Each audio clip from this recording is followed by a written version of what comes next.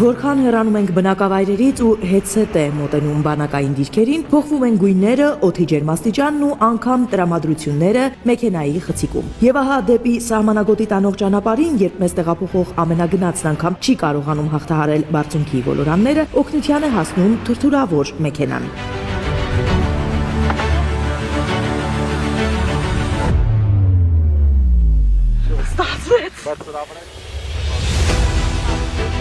Թեև հատկապես այս օրերին մշտապես ինժեներական հատուկ տեխնիկական միջոցներով դիրքային, միջդիրքային եւ հատուկ նշանակության ճանապարհների շուրջօրյա ձնամաքրման եւ սպասարկման աշխատանքներ են իրականացվում, շահագործվում են նաեւ թեթև զրահապատ թրթուրավոր տրանսպորտային միջոցներ, որոնք անհրաժեշտության դեպքում օգտագործվում են նաեւ հերթափոխերն առավել անվտանգ կազմակերպելու համար։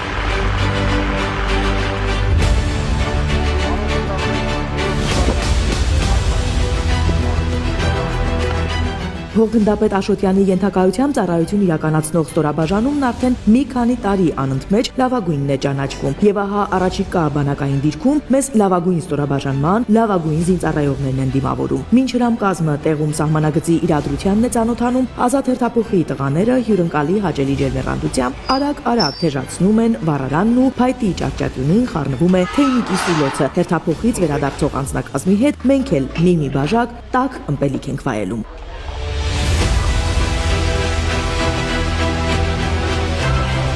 Մինչև ծառայության անցնելը զբաղվել եմ ուսումով եւ երաժշտությամբ,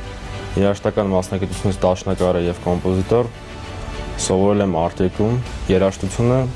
բայց հետագայում փոխել եմ ուղղությունը եւ ընտրել եմ իրավաբանության ուղին։ Կյանքի մի առանձնահատուկ դպրոց էլ ծառայությունն է եւ ամեն տղամարդու կյանքում պարտադիր էտապ է,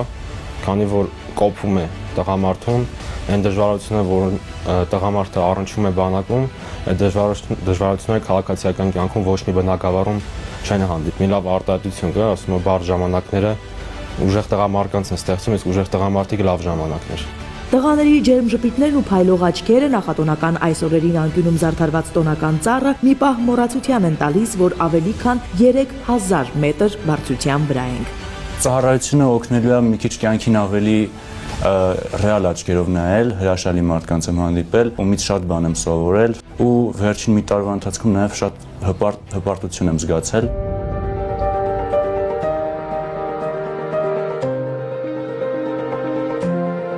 Արդեն մի փոքր ընդարմացած ստորաբաժանման հրամանատար գնդապետ Ավետիսյանի ուղեկցությամբ ծանոթանում ենք պաշտպանության շրջանում իրականացված ինժեներական աշխատանքներին։ Կահավորվել է ամբողջությամբ 0-ից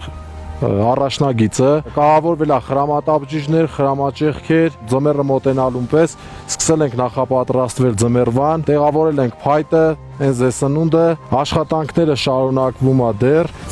Իհարկե, խրամաբջիջները ամբողջությամբ նոր են կահավորվել, փակ խրամատաբջիջներ, առաջնագիծը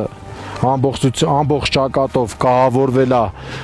գաբիոններով։ Հատկապես տարվա այս ժամանակահատվածում բանակային դիրքերում իրադրությունը վերադաս հրամանատարության խիստ վերահսկողության ներքո է։ Ստեղծված են բոլոր պայմանները, որպեսզի հերթափոխերն իրականացվեն հավուր պատշաճի, գետնատնակների կահավորանքից սկսած վերջացրած անձնակազմի հանդերձավորումով եւ խրամուղիների մշտական ինժեներական սպասարկումով։ Այսպիսի պայմաններում հերթափոխ կատարելիս մեկս մեկին վստահում ենք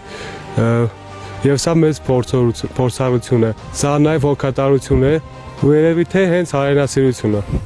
Պետական սահմանի պահպանությունը խիստ պատասխանատվություն է։ Յուրաքանչյուրս են գիտակցում այս ամեն ինչը եւ պատրաստ ենք ազնվաբար պաշտպանել Հայաստանի Հանրապետության ինքնիշխան տարածքը։ Ստորաբաժանման հրամանատարը ողջ տարվա ընթացքում իրականացված աննախադեպ ծավալի աշխատանքների արդյունքներն է ցույց տալիս, ինչի շնորհիվ այսօր պետական սահմանի պահպանությունը իրականացվում է պատշաճ մակարդակով, միևնույն ժամանակ դիրքապահի ծառայության իրականացման համար անհամեմատ նպաստավոր պայմաններում։ Իհարկե, քիչ անսովոր է, բայց այսպիսին է կյանքը սահմանին։ Եվ ամեն անգամ ենք համոզվում, այստեղ ամեն ինչն է այլ։ Զգացումներն ու ապրումները, հույզերն ու դրանց ընկալումներն էլ այստեղ այլ են։ Այստեղ է, որ լի իրավ, տեր ու ծառա են գերագույն գլխավոր արժեքին՝ Հայաստանի Հանրապետությանը։